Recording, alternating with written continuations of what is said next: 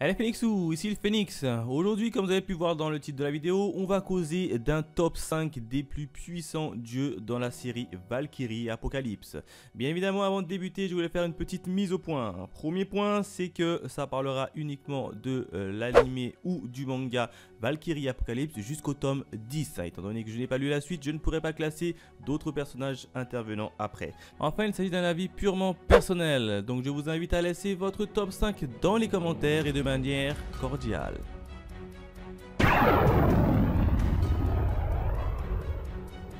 Poséidon. Troisième des 4 fils de Chronos, il est l'un des 12 dieux de l'Olympe ainsi que le dieu de la mer, portant les titres de Zeus de l'océan ou dieu des dieux et par la perfection qu'il dit avoir atteinte. Ne regardant jamais les gens dans les yeux comme si c'était leur faire un trop grand honneur, il n'hésitera pas à éliminer toute personne se trouvant sur son chemin, y compris pour sa propre famille et en particulier son grand frère Adamas. Côté capacité, il dispose d'un large panel d'attaque et est toujours en possession de son trident, une arme légendaire assez puissante pour briser le Momoshizao, l'épée légendaire de Kojiro, en un seul coup. Sa vitesse lui permet également de porter plusieurs attaques et des coups rapides à la vitesse de l'éclair.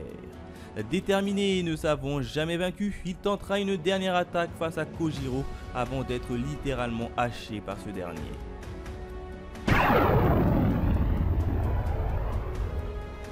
Héraclès. À la 4e position, on retrouve Héraclès, le plus humain des dieux. Ancien humain qui a bu l'ambrosie, le sang de Zeus et qui est donc devenu un demi-dieu. Il fut adopté par le panthéon grec et par Zeus en personne suite à un long affrontement contre Arès. Ayant pour titre le dieu de la justice, il s'efforcera de combattre tous ses adversaires en leur transmettant également un amour et une bonté universelle et indomptable envers tous les humains, car pour lui, peu importe à quel point les humains sont pécheurs, il les sauvera quoi qu'il arrive, et ce qu'il tentera de faire avec Jack l'Éventreur. Côté pouvoir, il dispose des 12 fléaux d'Héraclès, dont le lion de Némée qui lui permet de créer des ongles de choc grâce à une énorme massue. Néanmoins, ce pouvoir lui confère un grand handicap car à chaque utilisation, un tatouage s'étend sur son corps. Une fois ce dernier totalement recouvert, il en décédera. Vaincu par Jack l'Éventreur, à la suite d'un combat acharné, il le félicitera avant de succomber.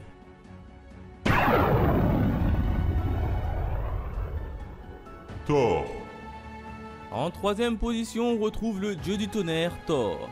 Ne parlant que quand c'est vraiment nécessaire, il garde pratiquement toujours une expression stoïque et renfermée, ce qui lui donne un air très peu cordial. Fier de sa puissance, il vaincut à lui seul plus de 66 géants de glace ainsi que le grand Jormungand, un serpent géant, avec tant de facilité que cela l'ennuya profondément. Utilisant le Mjolnir, une sorte de marteau géante qui peut être utilisé comme une arme de jet et peut revenir tout seul à la façon d'un boomerang, et son Jangrenper, une paire de gants à la même la peau qui peuvent servir de bouclier et protéger son marteau par sa propre puissance. Mais il peut aussi ordonner à son marteau de s'éveiller. Le Mjolnir s'ouvre alors, laissant voir une immense cœur battant à l'intérieur. Cela permet à son marteau de gagner en puissance et de pouvoir effectuer de nombreuses attaques dévastatrices.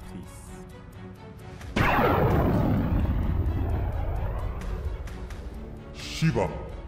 En 2e position et sur le podium, on retrouve le dieu de la destruction, Shiva.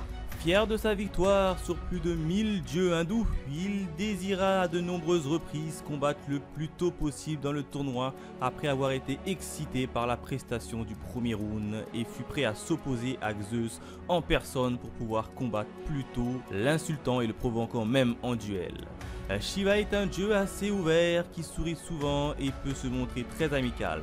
L'ampleur de la foule de supporters lors de son combat contre Raiden montrant sa popularité alors même que beaucoup de ses supporters étaient ses anciens ennemis. Côté capacité, il dispose également d'une armada d'attaques comme le Tanvada, une attaque lui permettant de calquer ses coups enflammés sur les rythmes d'une danse endiablée, ou encore le Tanvada Karma, sa meilleure technique. L'intensité et la vitesse de sa danse augmentent tellement qu'il atteint une forme loin au-dessus du Tanvada. Son corps se recouvre entièrement de flammes, la rendant effroyablement dangereuse.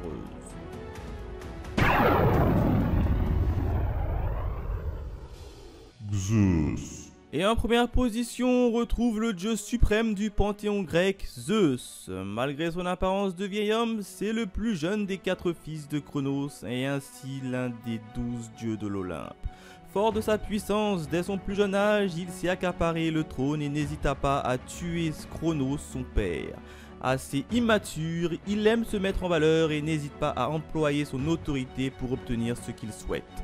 Côté capacité, le père des dieux n'est pas en reste, puisqu'il possède lui aussi une multitude de coups, tous puissants les uns les autres. On peut citer direct météore, une rafale de coups de points en 0,00001 seconde, supposée presque impossible à esquiver, ou bien la hache divine qui lui permet d'enchaîner sur un coup de pied à la même vitesse et à l'effet tranchant pour sectionner l'adversaire. Mais sa technique la plus redoutable réside dans sa transformation nommée Adamas. Il peut ainsi compresser jusqu'à rendre incroyablement maigre et maximiser ainsi la puissance des muscles. Sous cette forme, il est résistant et il devient inébranlable. Voilà au niveau de la vidéo sur les top 5 des meilleurs dieux dans Valkyrie Apocalypse. Et bien évidemment, n'hésitez pas à laisser votre top 5 dans les commentaires, à liker, à partager et bien évidemment à vous abonner. Allez, bye les Phoenixous.